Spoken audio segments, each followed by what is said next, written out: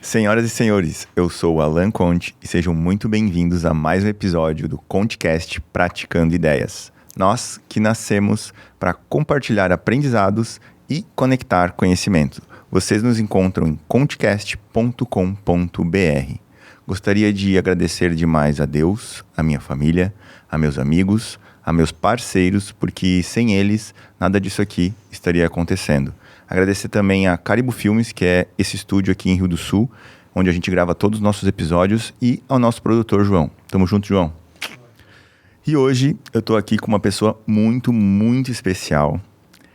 Ela que é apaixonada por ajudar pessoas a explorarem seus pensamentos, sentimentos e comportamentos, promovendo assim o autoconhecimento e o desenvolvimento pessoal. Seja muito bem-vinda, Dayana Dalila Doussan.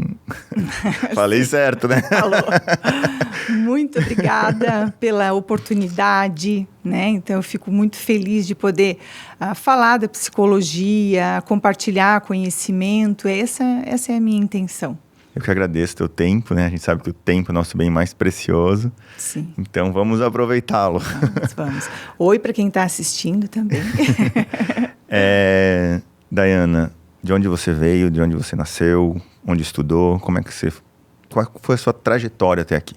Sim, eu nasci em Rio do Sul, mas a minha família é de Lontras, né? Meu pai mora lá ainda, meus irmãos, e já moro em Rio do Sul já há mais de 25 anos, né? Mas estou sempre lá, até Lontras é um pulinho, né? Eu me formei lá no colégio lá em Lontras, que é o Regente Feijó, e a faculdade eu fiz aqui na Unidade, aqui em Rio do Sul, a minha formação. Tudo próximo. Tudo próximo. E da faculdade já abriu a sua primeira clínica, atuou em algum hospital, alguma outra entidade? Como é que foi essa trajetória? Não, a psicologia entrou na minha vida, já passava dos 30, assim. Eu tenho 10 anos de formação. Mas antes eu trabalhava em coisas totalmente diferentes, assim. Ainda durante a graduação, eu tinha uma financeira. Uau! Era uma promotora de crédito ali na Rua 15, a Facilcred. Certo. Né? Talvez vocês se recordem. Mas sempre gostei de estudar, sempre fui muito curiosa. E daí a psicologia veio para a minha vida mais tarde, porque quando veio para Rio do Sul, o curso era de manhã.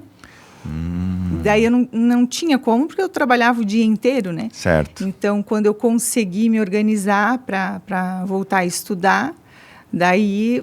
E assim, desde dos primeiros meses de curso, nunca tive dúvida que eu seria uma psicóloga clínica e que essa seria a minha profissão. Eu vejo a psicologia muito além de uma profissão, eu vejo como uma missão de vida, porque... Se o psicólogo, muitos dizem que a gente consegue separar a vida pessoal de profissional. Mas não é bem assim, nem sempre. Né? Nem sempre a gente consegue separar. Não, eu digo que não, porque eu faço terapia também. Que legal. Faço. Necessário. Olha só, e isso é bem importante já...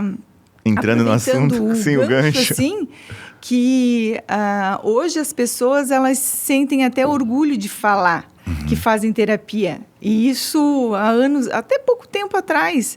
Não, as pessoas... Até o consultório tinha que ser num lugar mais reservado, assim, porque a pessoa não queria que as pessoas soubessem. Hoje as pessoas falam. E os homens fazendo terapia. Metade dos meus pacientes, 50%, são homens. Desde adolescentes, meninos, né?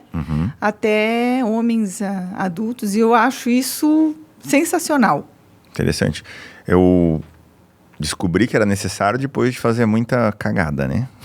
Então, assim, geralmente é assim, né? Na dor.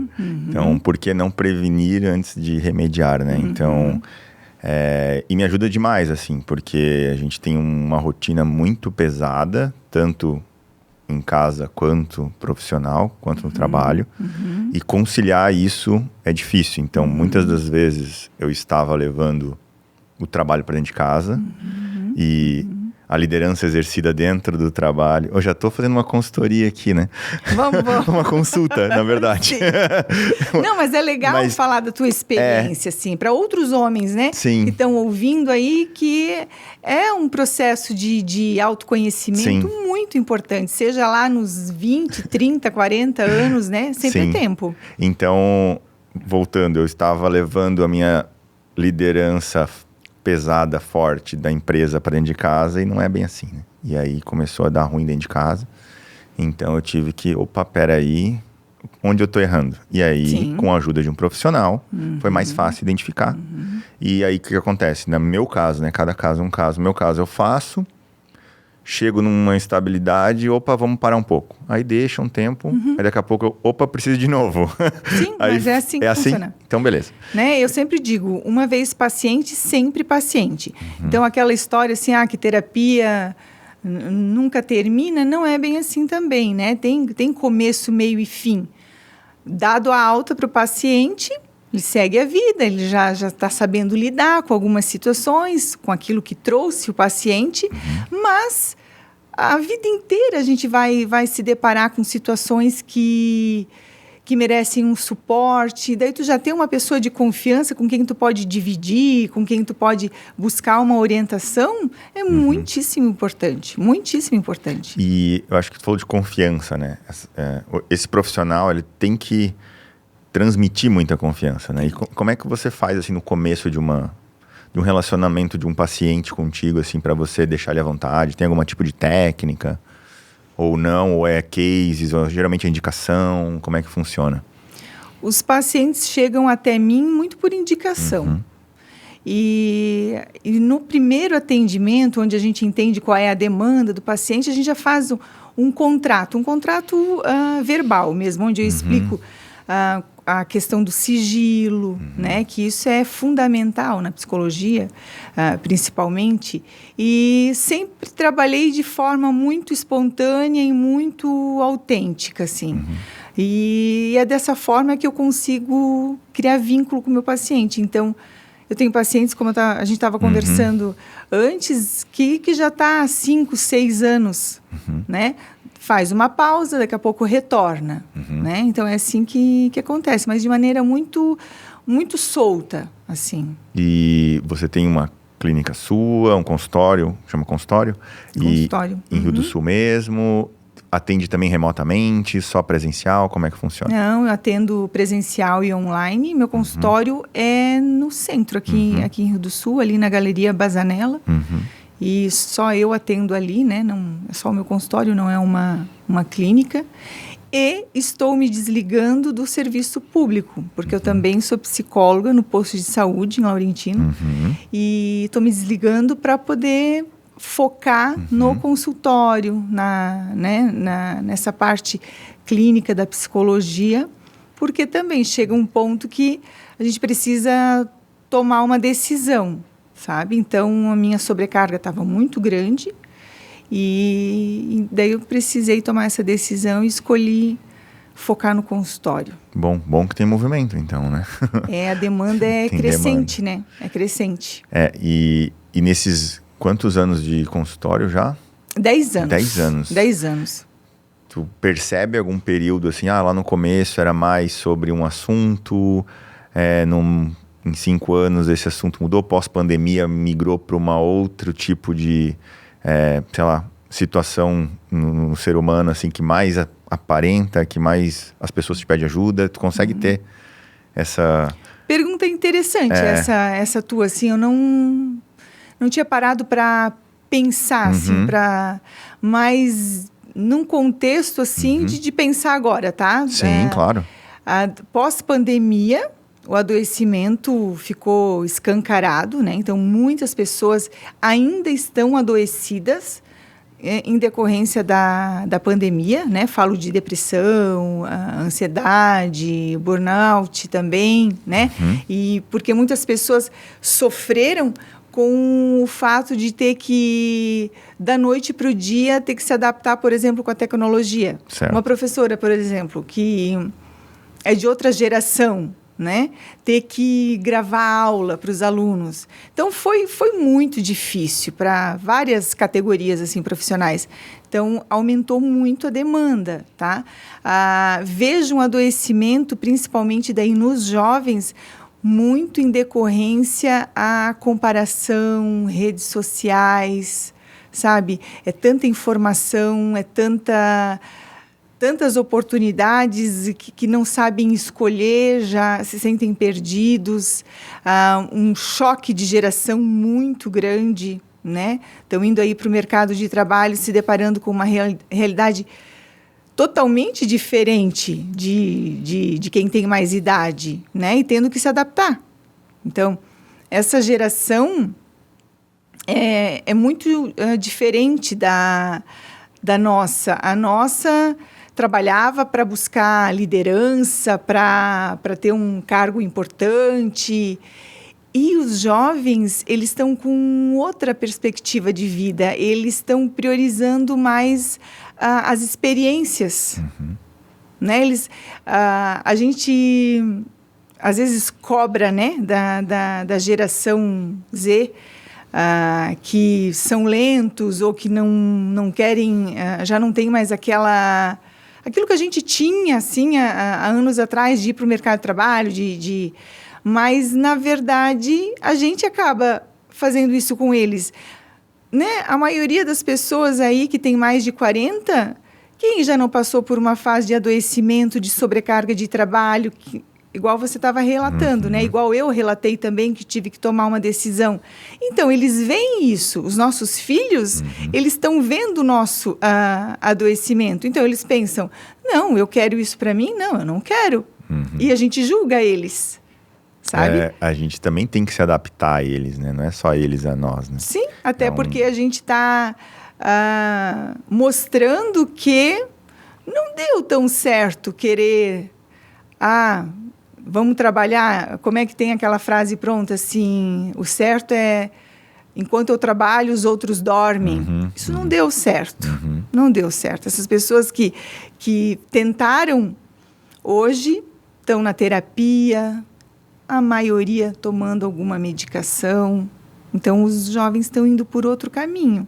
Então, essa geração, que bom quem procura terapia, porque tentar se virar sozinho, com quantos obstáculos, enfim, né? É mais difícil. Eu vejo que eles buscam muito mais do que nós na época, né? Eu sou geração Y, millennial, então uma geração antes da Z. Sim. Eu não tinha muito ainda sentido, propósito. Tinha um pouco disso. E a geração Z veio muito assim, não, precisa fazer sentido para mim, senão não quero fazer isso aí. E na minha geração ainda era tipo, não, eu vou ter que fazer porque precisa ser feito e não importa o que aconteça. Nesse momento tem que fazer. Para quê? Para, sei lá, conquistar o meu primeiro carro, para ter um bem material, né? Para subir de cargo, para ter enfim, uma carreira mais sólida. E hoje isso mudou, né? Mudou. E eu acredito que vai mudar ainda mais agora com a nova geração alfa que vem pós a Z. E com IA, inteligência artificial, mais tecnologia. Nossa, é uma loucura, assim. Sim. E por isso é o boom da psicologia. Nunca se falou tanto sobre saúde mental. E é uma geração muito bem informada. É a geração mais bem informada sobre saúde mental. Só que não estão conseguindo lidar com uma mudança tão rápida. É tudo muito rápido, né? E isso que você falou faz total sentido. Há um tempo atrás, o objetivo de trabalhar era outro, né? Agora, a maioria não está preocupado em comprar uma casa, um carro. Tem quem esteja, né? Mas a maioria não. Eles querem curtir a vida, as experiências, buscar trabalhar naquilo que gostam, naquilo que traz sentido. Não está errado, né? Como também não estava errado como a gente fazia. Mas o ideal é o equilíbrio. Não se matar em trabalhar, mas também não querer viver de experiências, porque a vida real não é assim. Porque daí ficam muito sensível às frustrações. Não conseguem receber um não conseguem esperar pelas coisas, é tudo muito imediato. E daí vem o adoecimento, né? O sofrimento.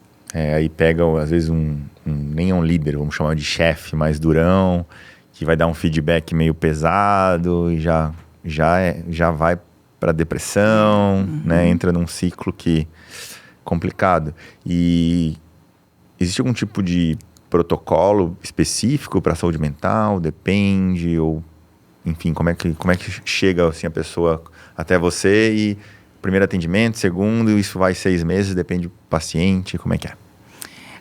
Na psicologia tem várias abordagens, né? A minha, atualmente, é baseada em evidências. Então, na faculdade, a gente aprende assim, não façam psicossalada, que é misturar as abordagens, né? Hoje eu tenho uma visão diferente. Então, a psicologia baseada em evidências é você pegar tudo que tem de melhor nas abordagens e mais a experiência clínica e também o que faz sentido para o paciente. Porque, às vezes, uma técnica que eu vou usar para um paciente, ela não vai funcionar no outro, porque o contexto da vida da pessoa é diferente, as circunstâncias da vida são diferentes. Então, na terapia baseada em evidências, a gente junta o que é de melhor e eu faço um planejamento. Então, o primeiro atendimento é para entender a demanda, para planejar as outras sessões. E daí a gente vai vendo com o paciente mesmo, sobre a alta, né? Às vezes a gente quer dar alta, o paciente quer vir continuar. De novo, quer continuar, porque é terapêutico. Então, nem sempre a pessoa vem para terapia para resolver um problema. Às vezes ela vem porque é um momento terapêutico mesmo. Vem para desabafar, sei lá. Para buscar alívio. Né? E tem alguém que vai dividir, que não é da família, que não é amigo, mas é um suporte, uma pessoa que pode confiar. E acho que devido a essa quantidade de informações, devido o ser humano, a aprendizagem humana é linear, né? Você não consegue colocar um livro na tua cabeça em 10 minutos. Então, claro, tem gente que lê um livro em 1 semana, em 2 dias, em 3 dias, em 1 mês. Mas existe um crescimento. Agora, inteligência artificial, tecnologia, é tudo exponencial. E aí, quando une esses dois, dá muito bug, né? Porque imagina que um ser humano antes produzia, sei lá, um post num blog por dia, talvez. Hoje a IA faz 30 em 10 minutos. Sim. Olha a exponencialidade de conteúdo e de coisas que vem bombardeando a gente, né? Em todo momento. E aí vem propaganda, e vem gente vendendo coisa, e vem aquelas telefonemas no celular que não para de nos ligar. Não sei se acontece contigo. Sim. Cara, é o dia inteiro, e aí tu tem um monte de coisa pra resolver, né? E vai acumulando. E às vezes só um negocinho em casa, bum. Porque daí o balão já tá cheio. Sim, só mais um, né? Explode tudo. Sim, então, é bem assim que acontece. Como que... E isso é totalmente ligado à saúde mental, ou ao burnout, como é que tu trata disso, assim, quando alguém chega nesse estado? É interessante diferenciar o que é o burnout, né? É um esgotamento. Então, é considerado uma doença, inclusive considerada acidente de trabalho, se comprovado, o burnout. Então, ele não acontece assim de um mês para o outro. O adoecimento começa assim há 1 ano, 2 anos, 3 anos, até a pessoa chegar no limite. E daí ela acaba somatizando. Tem queda de cabelo, tem problema no intestino, né? Essas são as características do burnout. Muitas pessoas daí confundem com cansaço, exaustão, com estresse, que daí é algo passageiro. O cansaço, chega em casa, dorme, no outro dia, vamos para cima de novo, né? E o estresse geralmente está associado a alguma situação específica do dia. E o burnout não, ele já é um adoecimento.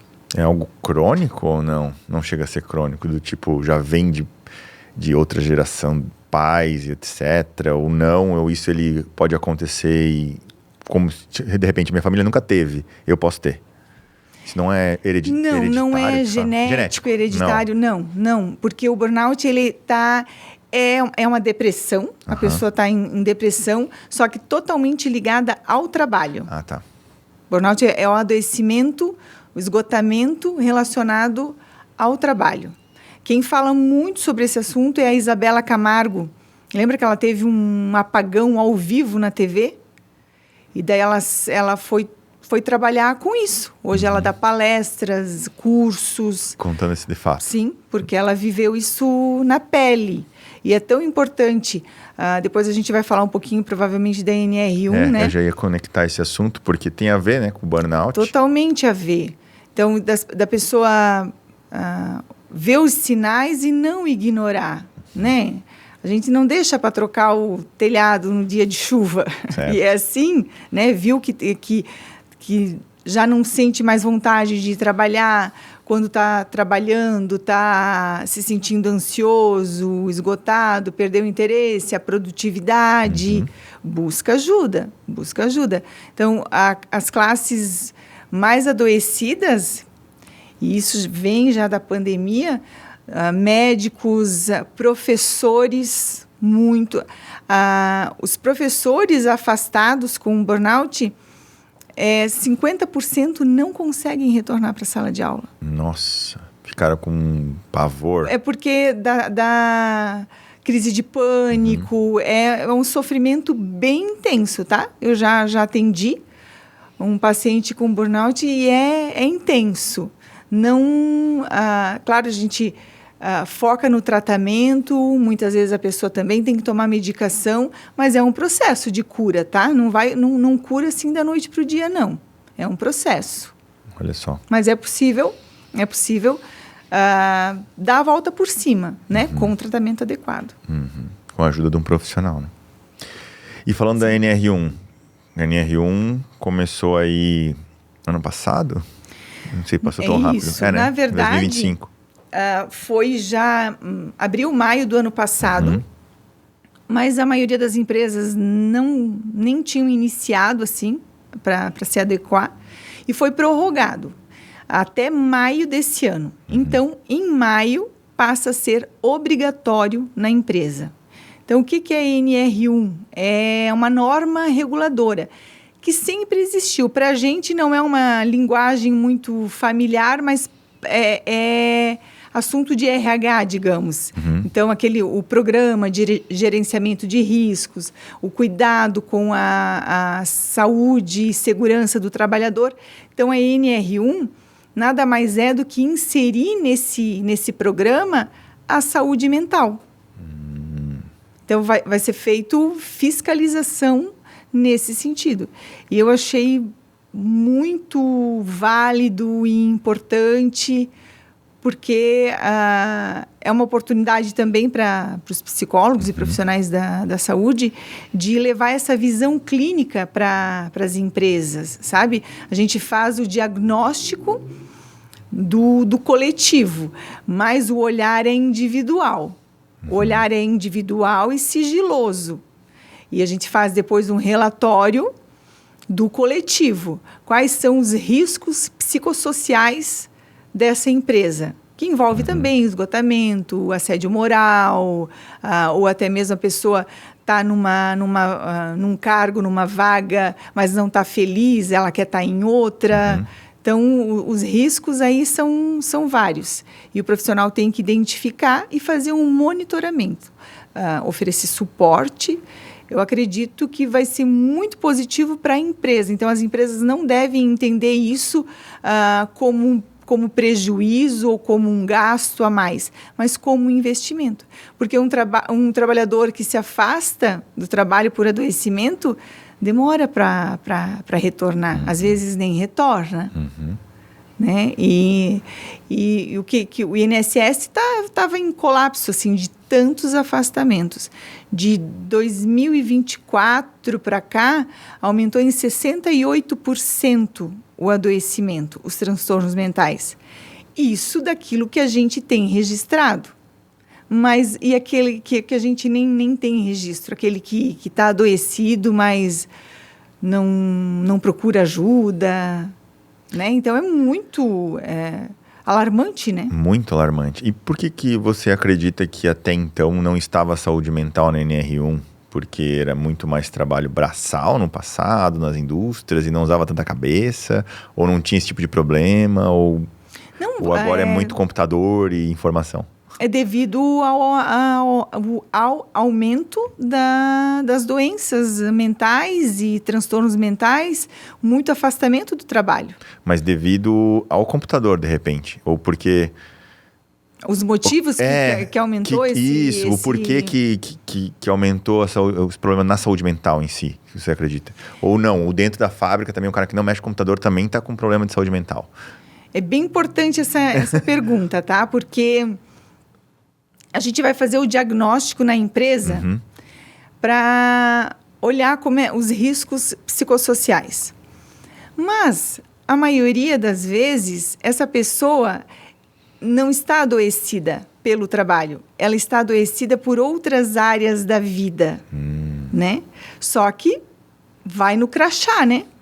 Todas as dores do dia a dia, por isso a importância do trabalho clínico. Então, vai ter a pessoa com burnout e a gente vai identificar e vai fazer esse suporte, os encaminhamentos, mas a grande maioria já vem com uma sobrecarga, dores de outras áreas. Então, por isso essa visão clínica vai ser tão essencial, sabe? Problemas de relacionamento na empresa, com os colegas. Você vai investigar, vai conversar com a pessoa, você vai entender que ela já vem com uma sobrecarga de casa, ela já chega estressada, ela já chega cansada. E daí acaba descarregando no colega do lado, fica sem perspectiva, tá? Então, a gente não tem dados ainda, porque a NR1 ela vai ser implementada agora. Mas, olhando, a minha visão é essa, que o trabalho clínico é fundamental para olhar para o contexto geral do paciente, né? Não o adoecimento só do trabalho. A gente não se resume, mas então, o adoecimento acaba se manifestando no trabalho. Mas talvez ele não seja decorrente do trabalho. Perfeito. E como é que você faz esse mapeamento da empresa? Tem que entrevistar um a um? É um formulário? Vai para uma salinha? A pessoa vai para uma salinha contigo? É assim? Você vai até onde ele trabalha? Como é que é? Geralmente o profissional vai na empresa, né? É tudo muito novo para os profissionais, tá? Então, está todo mundo começando assim. Mas o mapeamento e o diagnóstico é um dos critérios da NR1. E tem que ser feito de maneira individual e sigilosa. Depois, feito isso, se encaminha um relatório com essa visão do coletivo. Né? Para daí fazer o programa de gerenciamento de riscos. Para monitorar, para buscar ações. E é feito esse suporte clínico daí cada empresa vai se adaptar ao seu modo, mas tem alguns critérios que precisam ser atendidos, porque vai ser fiscalizado, então vai ser cobrado, né? Essa parte burocrática vai precisar estar em dia. Então, as empresas, em geral, vão ter que buscar um profissional para ficar à frente disso. Uau! Talvez até interno, né? Ou não? Depende do tamanho da empresa. É isso vai variar muito. E toda empresa vai ter que fazer isso? Eu tenho 5 funcionários. Toda empresa, tá? Uau. Só que a cobrança é diferente para uma empresa com maior número de funcionários e uma empresa pequena. Isso é considerado na avaliação, né? E a gente entende que a fiscalização maior vai ser nos locais com maior número de funcionários, né? Mas está todo mundo começando, então... vai ter que se adaptar a um monte de coisa ainda. Porque tu imagina, tu vai fazer um mapeamento de uma empresa, sei lá, de 100 funcionários. Tem várias áreas. Área financeira, área de RH, de vendas, aí de tecnologia. Aí tu vai ver que, sei lá, a área de tecnologia está sobrecarregada, está todo mundo estressado, a área de venda não está batendo meta, também está estressada, e as outras áreas não. Isso também te dá um mapa, né, pro gestor, para entender aonde que precisa ser atuado para gerar performance de novo. Sim, É sim. que tu falou? Isso tudo é Tem os identificado. dois lados, né? Tem o lado que precisa ser feito, óbvio, vai ser um ônus, mas tem o bônus que é entender o que está acontecendo para agir, para a empresa funcionar melhor. Essa é a ideia da NR1. Por isso que eu digo que não é... às vezes as empresas podem até achando que isso é algo que veio assim para beneficiar o funcionário e a empresa pagar a conta. Mas, na verdade, é o inverso. Tá? Então, é um investimento, porque o funcionário, se ele está bem, ele vai produzir muito mais, ele não vai ter conflito com os colegas de trabalho, só benefício, só consigo ver benefícios. Bacana, bacana demais. E a gente tem um assunto aqui que tu trouxe pra gente, tem uma pauta aqui, gente, tem uma pauta pra gente seguir. Saúde mental na prática. O que realmente funciona além dos discursos na internet. Porque é o que a gente vê, né? A gente vê vários gurus de internet, todo mundo que vai pro YouTube agora sabe tudo, né? Tem isso aí tudo, né? Então, nem tudo que a gente vê na internet é verdade, né? Tem isso. A grande maioria parte não é verdade. Os dados que são apresentados é pura desinformação. E isso é algo que me deixa muito nervosa, sabe? Porque é muito perigoso alguém que não tem preparo, não tem formação para falar de saúde mental, ficar falando, né, sem fundamento nenhum, sem dados, e acaba disseminando a desinformação e isso acaba sendo perigoso. Imagina se um paciente com uma depressão profunda ouve alguém falando da depressão, que é falta de Deus, ou faça isso, aquilo, aquele outro, e a pessoa já fez tudo aquilo, mas não conseguiu sair daquela condição, a pessoa acaba se achando que é um fracassado. Então, a internet, até acredito que grande parte do adoecimento tem a ver, sim, com aquilo que é propagado na internet, a alta performance. Sabe? Então, você pode ser o que você quiser. Daí a pessoa vai nessa. Às vezes, vende tudo que tem, pede demissão, porque quer empreender.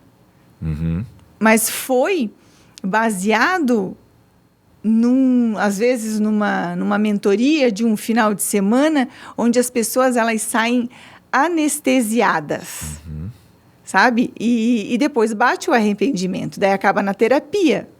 Porque, às vezes, o que deu certo para uma pessoa vai dar errado para outra. Por quê? Porque as circunstâncias da vida das pessoas são diferentes e cada um tem um talento também.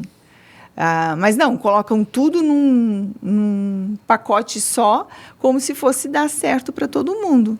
E isso é muito perigoso, né? Então, eu fico muito incomodada com essas frases prontas, com essas soluções mágicas.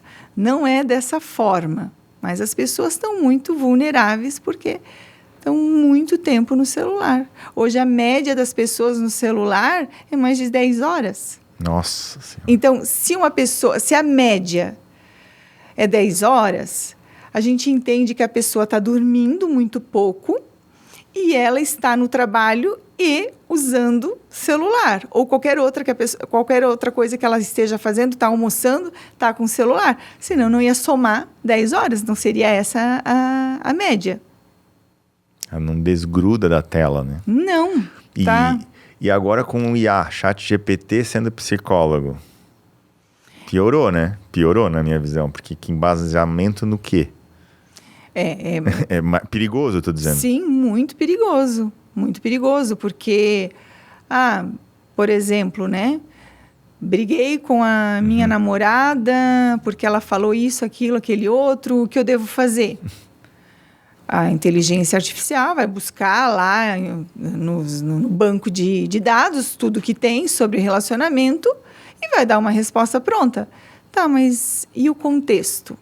Sabe? Então, a inteligência artificial, ela não contextualiza, ela não sabe quem é a pessoa que está ali pedindo essa informação.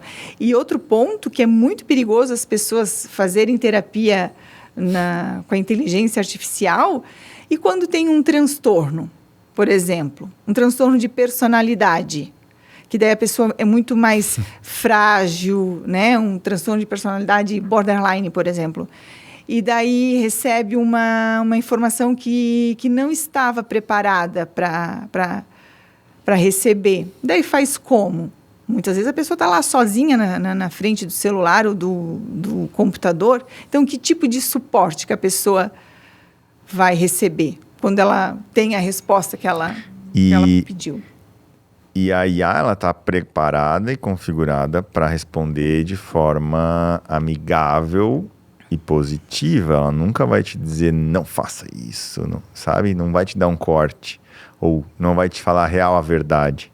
Ela vai falar o que tu gosta que ela fale, entende? Para tu continuar sendo amigo, fiel a ela. Sim, então, é sempre você que bota o que tu quer ouvir, né? É nesse sentido. Sim, acontece e a pessoa nem percebe. Não percebe. Porque ela tá fragilizada, sabe? É igual vai numa imersão. E daí, realmente, a pessoa tem uma experiência profunda.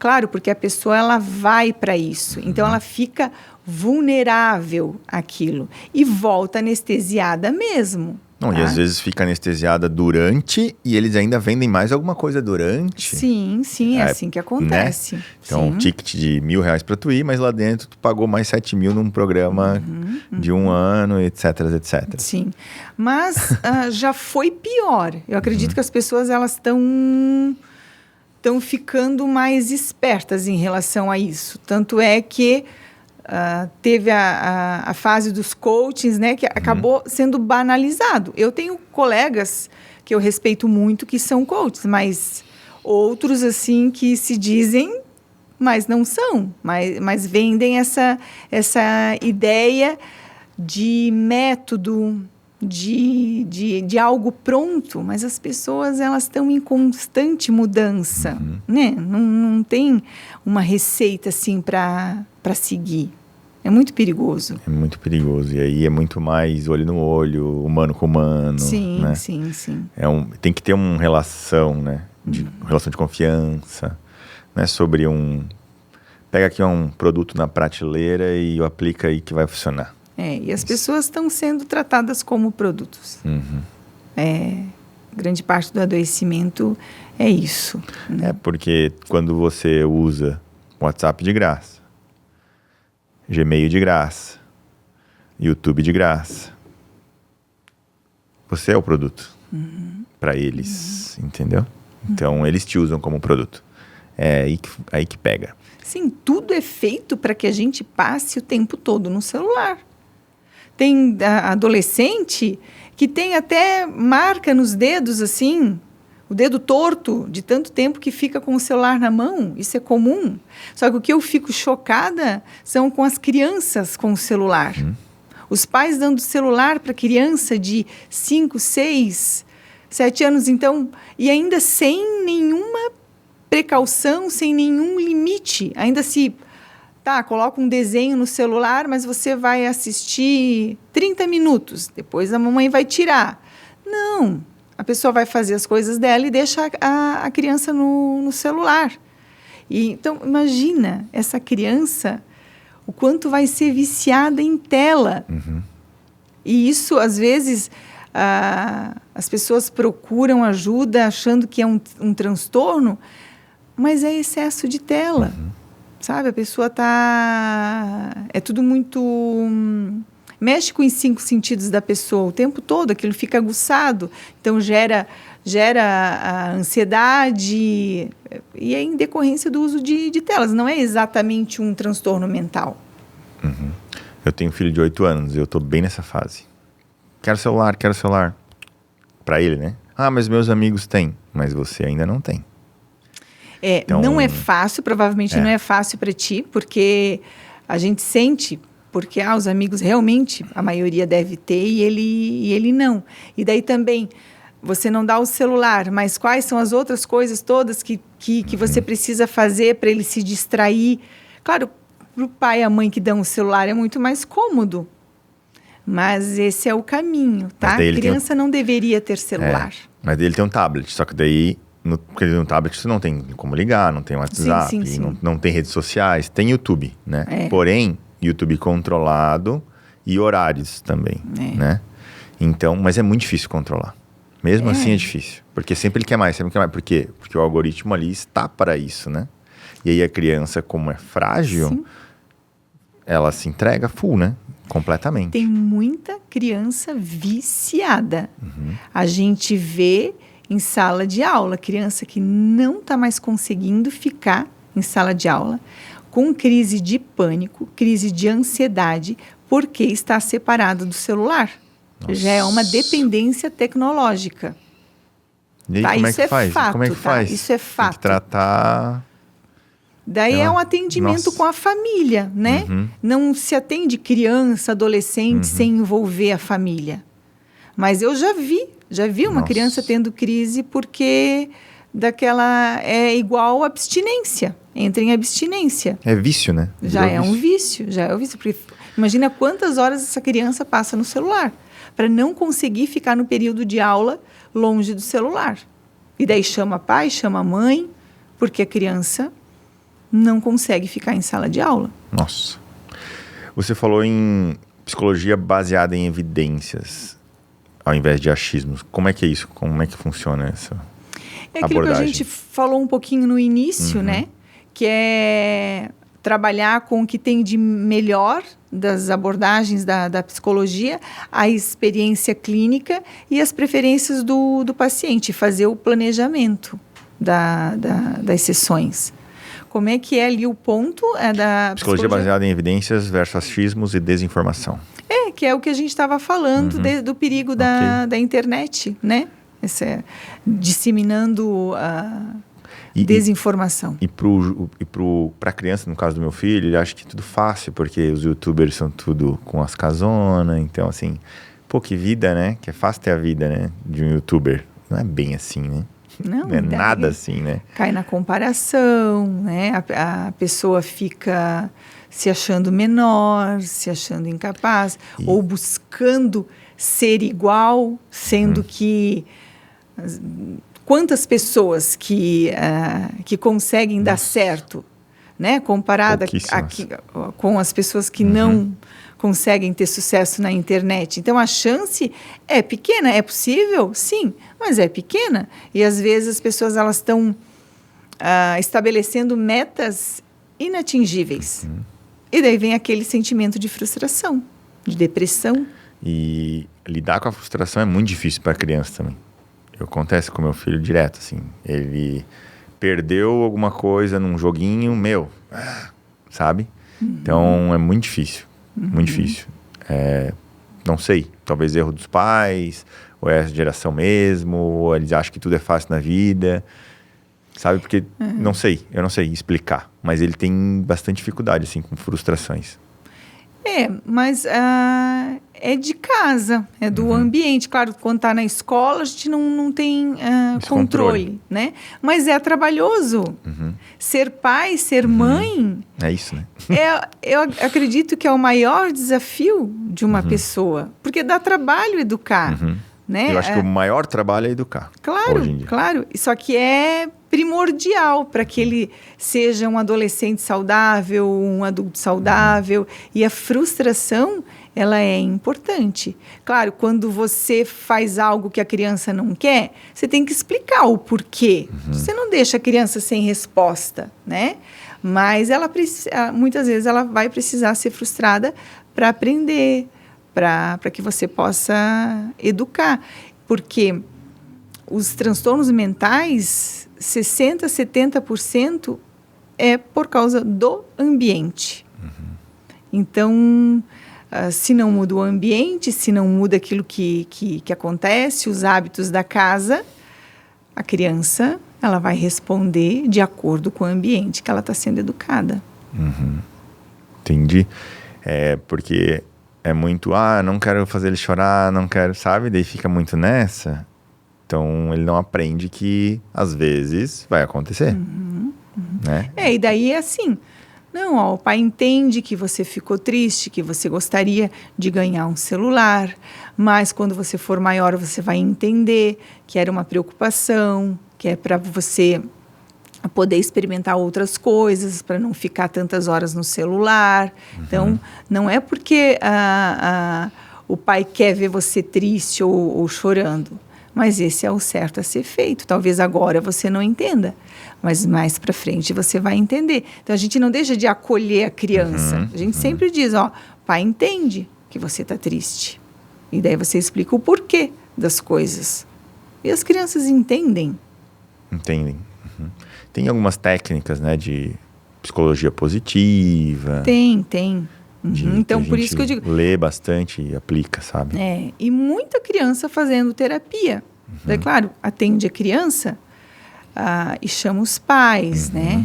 Então, é feito um trabalho em família quando é criança. Até para identificar a visão do pai e a visão da criança. Sim, né? Às vezes está bem distorcida, né? Porque às vezes a criança é sintoma de algo que está acontecendo em casa, né?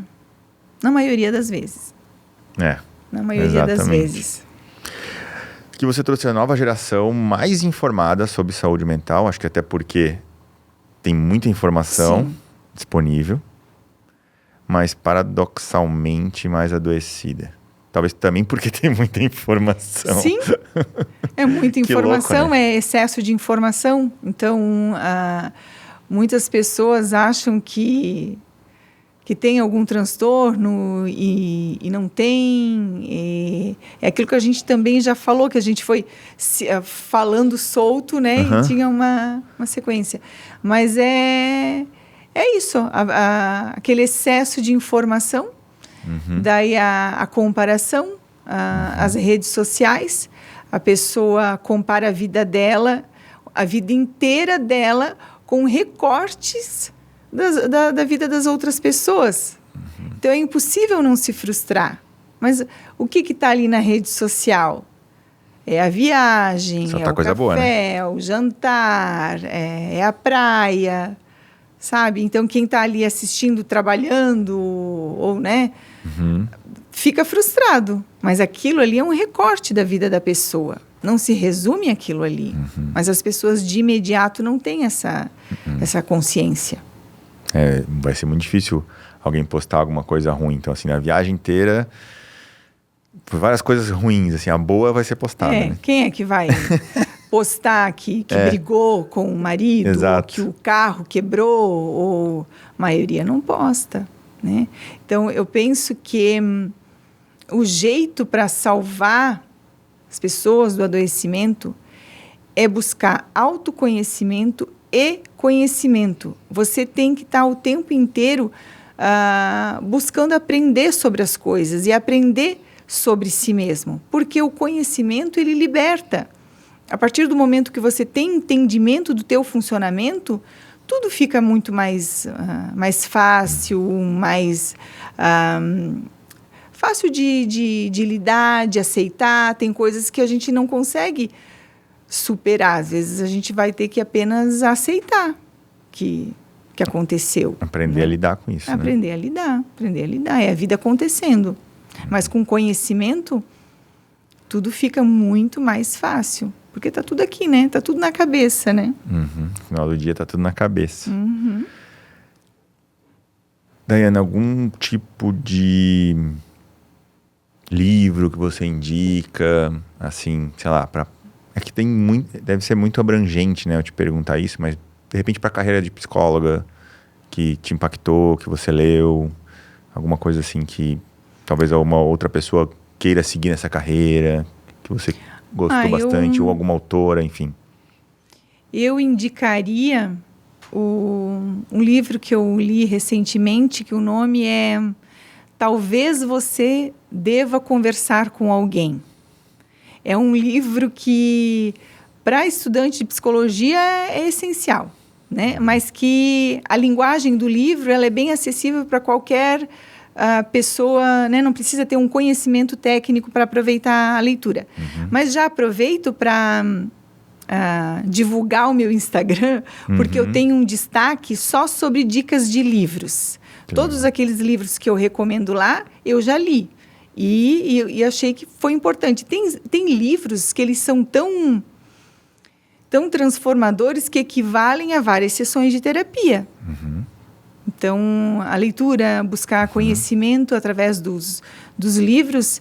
Também tenho muita indicação de séries. Eu gosto muito porque eu tenho formação em psicopatologia, que é o quê? Que é diferenciar o normal do patológico. Então, essas séries que trazem casos reais de psicopatas, serial killer, isso aí eu assisto tudo. Que bacana. E eu vou indicando. Que legal. Eu vou olhar. Gosto também. Olha, é muito... E eu gosto de alguns reality shows, assim, também. Que eu consigo pegar a personalidade da pessoa e falar, esse cara aí vai dar ruim. E daí, às vezes, dá ruim. Eu não consigo assistir, acompanhar, porque é muito, muito tarde. Por exemplo, o Big Brother agora, né? Mas eu gostaria de acompanhar para poder comentar a respeito das pessoas que estão lá confinadas, porque chega um ponto que fica escancarado o jeito de ser cada um. Por mais que estão lá dizendo que estão jogando, mas a pessoa acaba se mostrando, né? Então, o comportamento humano é muito complexo. O BBB, muito tempo que eu não assisto, mas os últimos que eu assisti foi Casamento às Cegas, não sei se tu já viu no Netflix. Eu já vi. Que é muito louco, assim, porque, cara, mexe muito com o psicológico das pessoas que estão lá. Muito. E tu consegue identificar o perfil, personalidade de cada uma, assim. E como eu lidero pessoas, é importante para eu entender isso também, porque eu consigo entender mais sobre a pessoa, conversando, olhando, vendo as ações que ela faz no dia a dia, né? E a outra é Ilhados com a Sogra. Também já assisti. Nossa, até tem lá no meu feed eu recomendando Ilhados com a Sogra. Nossa, ali eu não sei como as pessoas aguentam, assim, a sogra. E depois a sogra muda, a maioria das vezes. E aí, pois é. Mas ela muda geralmente pelo exemplo da outra sogra, não por ela ou pelo processo. Claro que lá tem as psicólogas, né, super renomadas, que estão lá acompanhando, que fazem uma interagir com a outra, mas geralmente ela pega um exemplo mais pesado de uma outra que viveu e ela olha pra si mesma e tipo, cara, nem é tanto assim, então eu vou baixar minha bola. Mas isso no final sempre acontece. Sim. No começo é uma loucura. A gente fica, às vezes, impressionado, assim, né? Com as coisas que acontecem. Por isso que eu me amarro em séries, filmes que abordam, assim, o comportamento humano.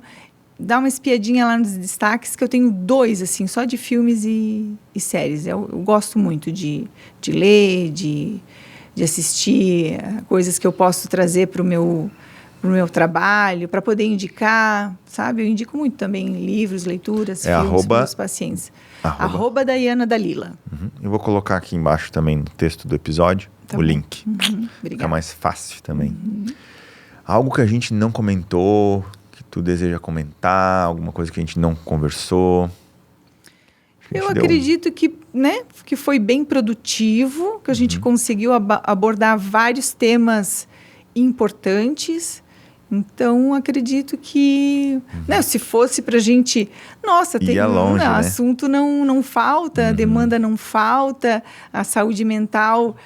Eu acredito também, então, para a gente fechar, algo que eu acho importante falar é que... por isso que muitos profissionais, é educador físico, é professor, é pedagogo, tudo querendo falar de saúde mental, aproveitando esse momento, mas por quê? Porque o sofrimento ele dá muita audiência. Então, né, quando a pessoa se depara com algum conteúdo da internet, busca procurar pela fonte, qual é a formação dessa pessoa para ela estar falando isso, né? Mas porque a maioria está aproveitando. E por isso que eu gosto tanto de participar de podcasts, quero aparecer mais nas redes sociais, porque as pessoas fazem isso, os outros profissionais fazem isso, porque os psicólogos não fazem. Então, a gente tem que ocupar o nosso lugar, a gente tem que falar sobre saúde mental. Senão, né, quem está disponível na internet vai acabar falando e tomando um espaço que é nosso. Então, esse também é meu propósito, poder falar da psicologia de forma real, assim, de forma clínica, com evidências. Indo um pouco pro teu lado pessoal, hobbies, o que tu curte fazer, viajar, sei lá. Ai, viajar, eu adoro viajar. Venho de uma viagem, já quero programar outra, assim. Então, viajar eu adoro, mas gosto também de ficar em casa assistindo, maratonar uma série. Ler eu gosto muito, até porque minha profissão exige. Eu gosto de sair para jantar. Tenho uma vida bem tranquila, assim. E lado espiritual, como é que é? Tem relação com Deus, não tem? Como é que funciona? Acredita num eu superior? Sim, eu acredito, ó. Fiz uma tatuagem. Eu acredito que o lado espiritual, eu não quero dizer assim a religião, mas essa parte de você buscar a tua essência, a tua espiritualidade é muito importante, tá? Então, num processo de adoecimento, quem fortalece essa área da vida consegue sair do adoecimento muito mais fácil do que aquele que não acredita em algo maior. Isso é evidente, tá? Na clínica. Claro, nas sessões a gente não fala de religião, a gente não mistura esse assunto. Mas eu sou católica. Gosto de ir à missa. Não vou todo domingo, né? não vou tanto quanto eu deveria, mas sempre que dá eu vou. Tá bom. Eu sei que tu não gosta de frase pronta, mas eu sempre pergunto, assim, algum texto, alguma frase, sei lá, um ditado de um pensador, alguma coisa que te impulsiona, que tu acredita, ou, sei lá, um recado teu que você queira deixar ou pode ser teu mesmo, um recado teu que você queira deixar para as pessoas que estão nos assistindo e que de repente têm familiares ou ela mesma está passando por alguma situação não tão confortável. Sim. Eu gosto sempre de falar que nem todo mundo precisa de terapia, mas todos em algum momento vão precisar. Então, o processo de terapia, ele demanda para isso, não vai faltar, né? A gente está sempre com desafios nas nossas vidas. Então, é isso, eu defendo muito que as pessoas façam, que elas buscam conhecimento, autoconhecimento, porque o conhecimento liberta. Então, se eu fosse falar uma frase assim, é o conhecimento, o autoconhecimento é que vai libertar de tudo aquilo que a gente se ilude, que não é real, que não é a vida real. E é através do conhecimento que você constata isso, que você se livra, que você, né? E para fechar, assim, também porque as pessoas estão confundindo muito felicidade com prazer. E, na verdade, a felicidade, ela está na paz, não no prazer. O prazer, em geral, ele vem acompanhado de dor. E as pessoas não têm clareza sobre isso. Mas se elas buscarem autoconhecimento, elas vão passar a ter clareza sobre isso. Por isso que a terapia é tão importante. Obrigado. Eu precisava ouvir isso. Eu sempre preciso ouvir as coisas dos meus convidados. Essa troca é muito valiosa, né? Muito bacana. Obrigado mesmo. Obrigada também. Obrigado pelo teu tempo, obrigado por ter compartilhado tanta coisa bacana. Espero que impacte positivamente muita gente. Eu já estou impactado. Que bom, que bom. Obrigado mesmo. Fico muito feliz. Obrigada mais uma vez pela oportunidade. E sempre que vocês chamarem, eu vou estar aqui. Tá bom. Obrigado. Tá bom? Pode deixar. Obrigada também. Até a próxima, então. Gente, vocês nos encontram em contcast.com.br. Obrigado, até a próxima.